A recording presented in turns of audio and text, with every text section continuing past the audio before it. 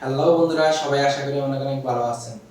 আপনারা যারা নতুন ইউটিউবার আছেন, যদি আপনারা ইউটিউব থেকে সফলতা পেতে চান, তাহলে আজকে আমি আপনাদের জাস্ট 3টা কথা বলবো। এই 3টা কথা যদি আপনারা মাথায় সেভ রেখে কাজ করেন, তাহলে বলবো যে আপনারা খুব তাড়াতাড়ি কিন্তু ইউটিউব থেকে সফলতা পাবেন।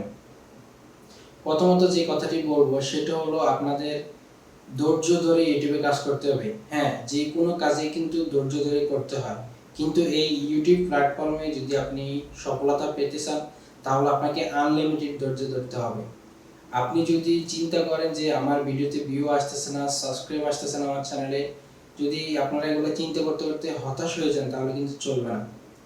আপনি ইউটিউবে কাজ করতে নেমেছেন, আপনাকে আনলিমিটেড ধৈর্য ধরে আপনাকে কাজ করতে হবে। আপনার হার জিত আছেই। আপনি যতটুকু সম্ভব ধৈর্য ধরে আপনার কন্টিনিউ কাজ করতে হবে। আপনি এই ইউটিউবে যদি পরিশ্রম করতে পারবেন, আমি বলবো আপনারা এই পরিশ্রমের ফল পাবেন একদিন না একদিন।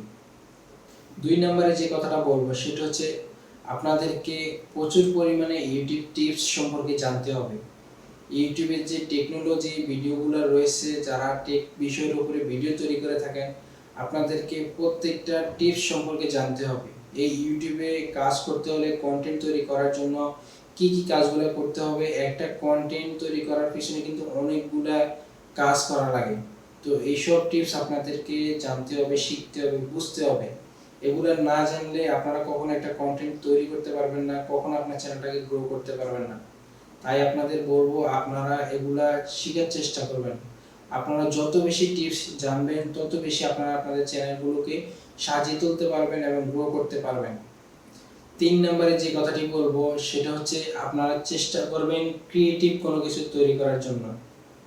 ক্রিয়েটিভ বলতে আপনি নিজে আপনার ক্যামেরা দিয়ে বলেন আর মোবাইল দিয়ে বলেন, আপনি নিজে কোনো কিছু তৈরি করতে চেষ্টা করবেন।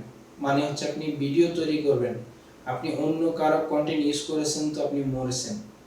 যে কন্টেন্ট অলরেডি ইউটিউবে আছে সেই কন্টেন্ট আপনি কখনোই ব্যবহার করবেন না আপনার চ্যানেলে।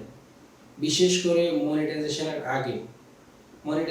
আগে কোনোভাবে আপনি আপনার এটাকে বলা হচ্ছে রিইউজ কন্টেন্ট যদি আপনি আপনার চ্যানেলে প্রয়োগ করেন, তাহলে আপনাকে কখনোই মনিটাইজেশন দেওয়া হবে না। তাই আপনারা অন্যের কন্টেন্ট থেকে বিরত থাকবেন। মনিটাইজেশনের পরে যদি আপনারা কোনোভাবে এডিট করে কন্টেন্টগুলো তৈরি করতে পারেন, তাহলে কোনো সমস্যা হবে না।